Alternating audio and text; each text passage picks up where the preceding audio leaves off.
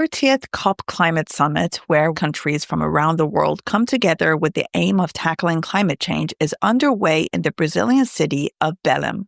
And someone who knows all about this conference, what goes on there, and how decisions are made is my colleague and BBC World Service environment correspondent, Navin Singh Khatka.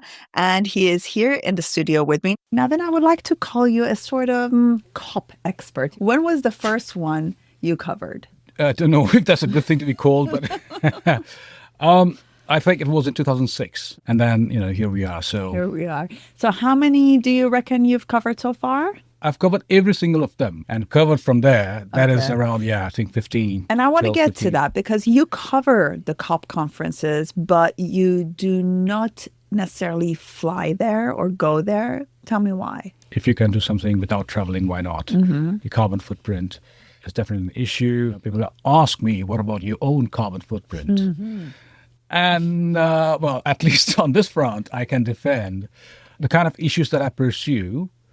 It doesn't matter if I'm here or there, because even there, the key negotiations happen behind the closed doors. Yeah.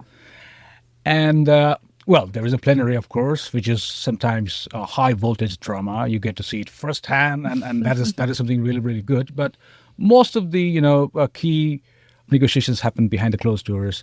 So, Navin, just give us some details on how COP works up close. How many countries take part in COP? Well, you see, we say around 200, close to that. And it's a massive number, as you can imagine. They all are there. And the thing is that the rule of the UN negotiation is there is no consensus until unless every country agrees to it. So imagine what happens when even one country, no matter how small, is not happy about it. There's a plenary. If they raise the hand, then the entire process collapses. They have to go back and renegotiate. That's how it is. There's an agenda fight always in the beginning. What do we talk about? It starts with that. What do we talk about? And sometimes there's this deep disagreement that, it goes on for days.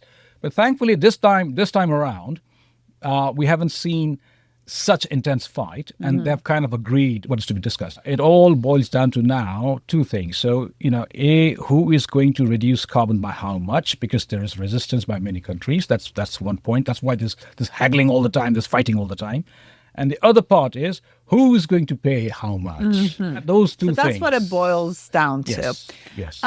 For you personally, Navin, over the years that you've been covering COP, how have you and your way of thinking about the issue changed? So, I am someone from the Himalayan region, from Nepal specifically. Basically, things are changing. The weather is changing. That clear window we used to have during autumn season, just after monsoon, when everything was clear, we used to get the panoramic view, mesmerizing view of the Himalayas. But then all of a sudden, you get this storm from nowhere, the westerly disturbance is so-called, and monsoon is lingering, until autumn, which was not common in the past. Now it's happening almost every year. And then again, just before monsoon, during spring, again, that season was another window where people could go enjoy. You know what happens then? Then comes the wildfires. The wildfires are there. You can smell it. And the smoke, the haze kind of, blankets everything. So things are changing, you see. Things are really, really changing. This is what worries me. Thanks, Navin. I know that you're going to be staying with us for a little while. I'll come back to you and pick your brains on a couple of stories.